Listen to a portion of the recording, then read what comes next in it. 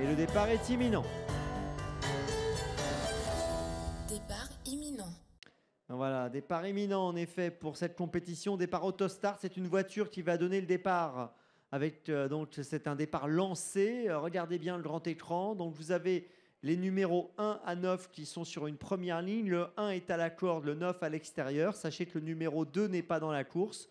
Donc ça veut dire que le numéro 11 qui devait partir derrière le numéro 2 partira finalement derrière le numéro 3 puisqu'ils vont se rabattre un petit peu plus vers la corde. Et nous avons donc sur une seconde ligne le 10 qui part derrière le 1, le 11, donc je vous l'ai dit, normalement derrière le 2, mais là plutôt derrière le 3.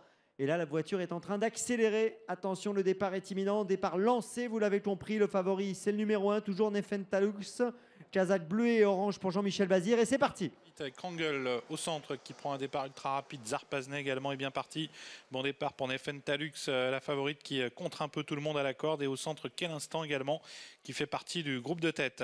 On va très très vite dans la descente avec Nefentalux qui n'a pas voulu garder la corde. Krangel qui s'est rabattu au commandement de Zarpazne qui est au centre. Il y a également le 10 Decaron qui est venu dans le groupe de tête avec Quel Instant également au centre.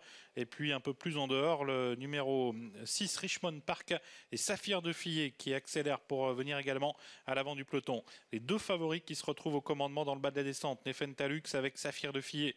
Est-ce que Saphir de Fillet va passer au commandement? Eh bien oui. Eric Raffin qui prend la tête alors qu'il reste 1500 mètres à couvrir. En deuxième position, Nefentalux. En dehors, il y a Spirit Beji. On retrouve ensuite Krangel avec en dehors Richmond Park, Zarpazne. Quel Instant qui trotte tous bien groupés avec Decaron qui est à la corde. Et puis un peu plus à l'extérieur, le 16 plutôt. C'est Aaron de Velouve qui fait mouvement et qui est suivi par Tempête d'Azur. La montée, Saphir de Fillet qui a réduit l'allure, ce dont profite Richmond Park et également Aaron de Velouve qui vient très fort maintenant pour prendre les vitesses. Les animateurs, Aaron de Velouve qui accélère, Saphir de Fillet qui ne cherche pas à le contrer spécialement. Au centre, il y a toujours Richmond Park, Tempête d'Azur qui vient bien, Sometime également qui vient, Styric qui tente de progresser, Nefentalux se retrouve sur une troisième ligne devant Krangel et au centre Richmond Park avec Spirit Beji. Bientôt le bout de la ligne d'en face et le tournant final. Aaron de Velouve toujours qui a l'avantage, mais Sometime à son tour va venir pour lui mettre la pression. Au centre, il y a Tempête d'Azur, Saphir de Fillet qui est toujours là, tout près à la corde. Quatrième, Styric qui vient et Nefentalux, la favorite qui est enfermée pour l'instant sur une troisième ligne.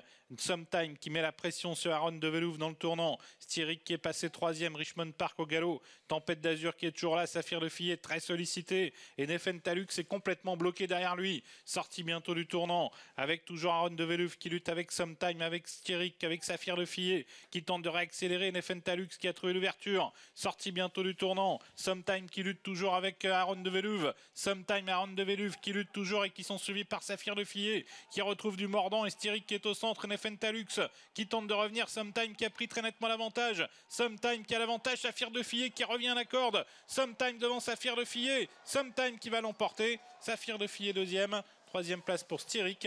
Quatrième place pour Aaron de Velouve et la cinquième pour l'As Nefentalux.